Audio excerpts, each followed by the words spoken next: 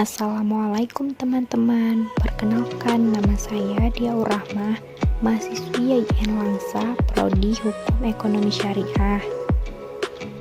Di sini saya akan menjelaskan sedikit mengenai subjek dan peralihan rahasia dagang dan kasus pelanggaran rahasia dagang. Sebelumnya, kita harus mengetahui terlebih dahulu apa itu rahasia dagang. Menurut Undang-Undang Nomor 30 Tahun 2000 tentang Rahasia Dagang atau disingkat dengan UU-RD, khususnya pasal 1 ayat 1 menyatakan bahwa rahasia dagang adalah informasi yang tidak diketahui oleh umum di bidang teknologi dan bisnis yang mempunyai nilai ekonomi karena berguna dalam kegiatan usaha dan dijaga kerahasiaannya oleh pemilik rahasia dagang. Selanjutnya, kita juga perlu mengetahui unsur-unsur rahasia dagang, kriteria rahasia dagang, dan juga lingkup perlindungan rahasia dagang.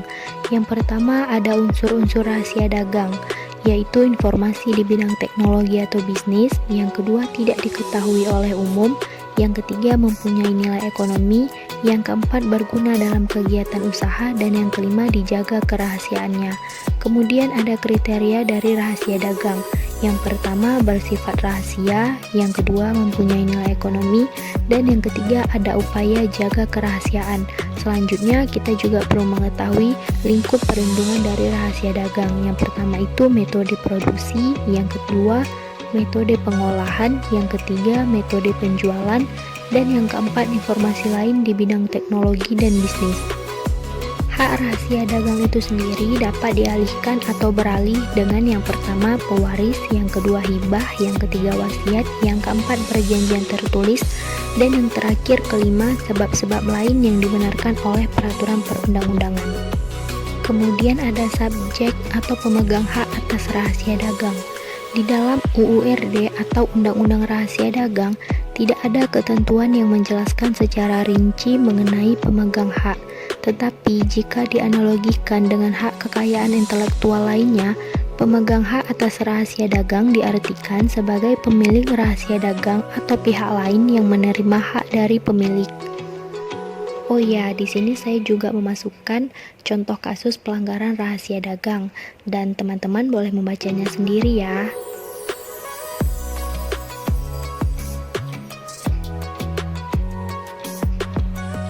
Nah, jadi teman-teman, penyelesaian sengketa pelanggaran rahasia dagang tidak hanya dapat diselesaikan dengan tuntunan pidana saja. Contohnya seperti kasus yang sebelumnya.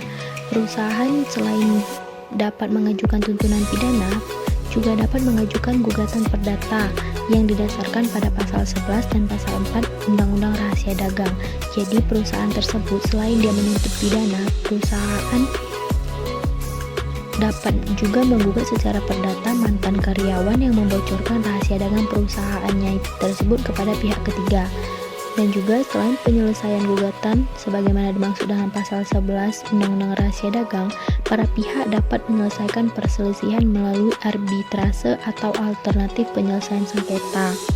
Yang dimaksud dengan alternatif penyelesaian sengketa di sini yaitu dengan negosiasi, mediasi, konsiliasi, atau dengan cara lain yang dipilih oleh para pihak sesuai dengan undang-undang yang berlaku.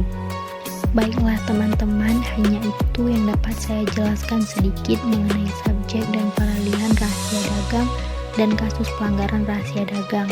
Apabila ada salah dan kurang saya mohon maaf.